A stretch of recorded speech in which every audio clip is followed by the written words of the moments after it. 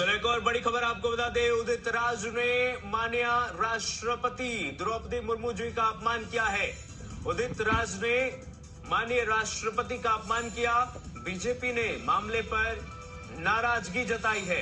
राष्ट्रपति के अपमान पर उदित राज झुक गए हैं। ट्वीट कर अपने बयान को उन्होंने सही बताया है। तो उदित राज ने माननीय राष्ट्रपति का अपमान किया है। बीजेपी ने मामले पर जब आपत्ति जताई है उसके बाद उदित राज झुके हैं, लेकिन उससे पहले ट्वीट कर उन्होंने कहा कि मैं अपने बयान पर कायम हूं। अपने बयान को उन्होंने सही बताया। आपको बता दें, उदित राज का यह ट्वीट आया था कि द्रौपदी मुर्मू जी जैसा राष्ट्रपति किसी देश को न मिले, चमचागिरी की भी हद है। द्रौपदी मुर्मू कहती हैं कि 70% लोग गुजरात का नमक खाते हैं। खुद नमक खाकर जिंदगी जिए तो पता लगेगा। तो ये बड़ा अपमान है देश के राष्ट्रपति, देश के सबसे सर्वोच्च पद पर बैठे हुए व्यक्ति का। आपको बता दें, उदित राज का ये पहला इस तरीके का अपमान करने का मामला नहीं है।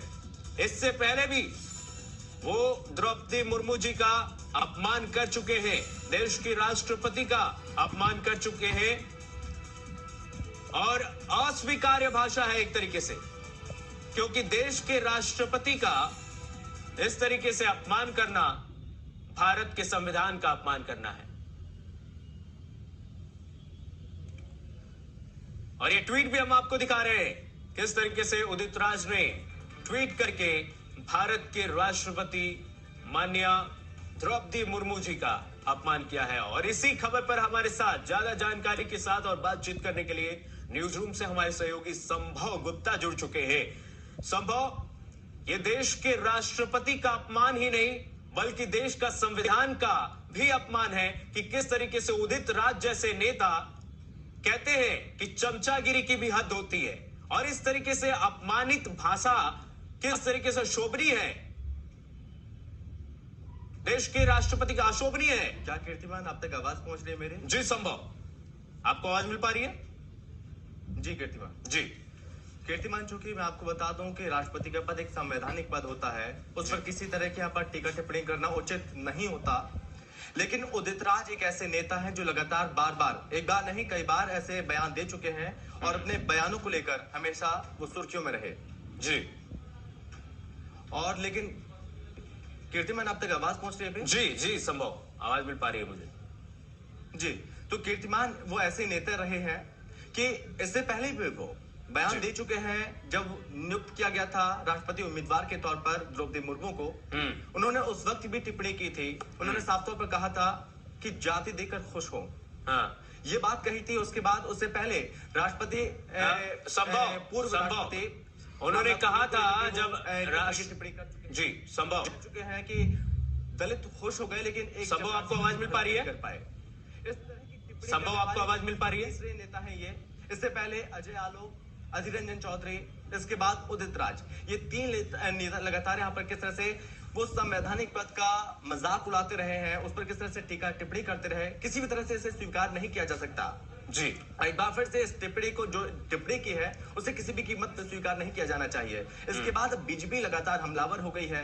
बीजेपी ने भी सवाल उठाने शुरू कर दिए और साफ तौर पर राहुल गांधी, सोनिया गांधी, कांग्रेस के जो शीर्ष नेता है, उनसे सवाल पूछा, क्या ये तमाम नेता, क्या सोनिया गांधी उदित राज का, इन जैसे नेताओं का के बयानों का समर्थन करते हैं? इस तरह भी अब सवाल यहाँ पर खड़े होने लगे हैं। बीजेपी लगातार हमलावर है कांग्रेस पार्टी पर। कीर्तिमान और संभव, किस तरीके से हमने देखा कि हमारे साथ उदित राज जी जुड़ चुके हैं। उदित राज जी, बहुत बहुत स्वागत है आपका सुदर्शन न्यूज पर। सर, क्या आप सही मानते हैं अपने बयान को?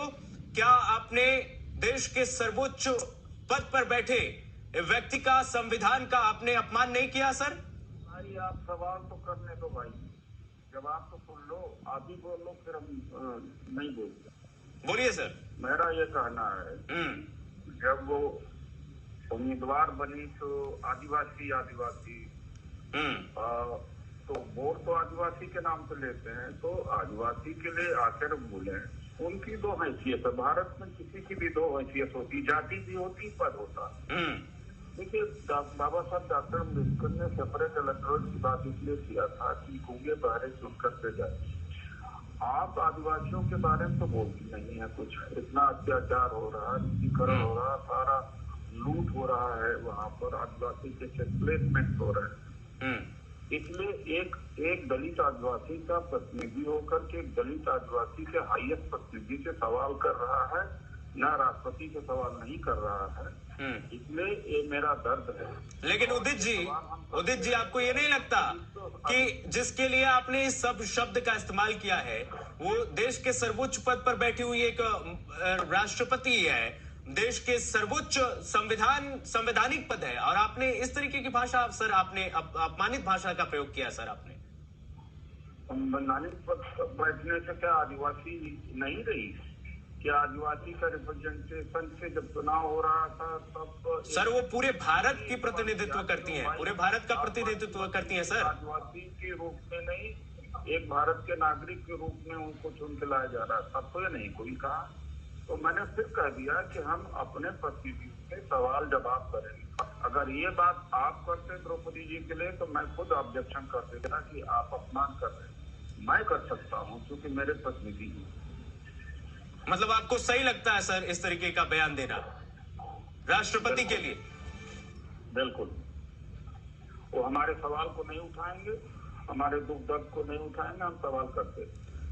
संभव भी आपसे बात करना चाहते हैं हमारे साथ, हमारे सहयोगी न्यूज रूम से बने हुए संभव। ये उदित जी, मैंने कहा उदित जी आप तक आवाज पहुंच रही है मेरी?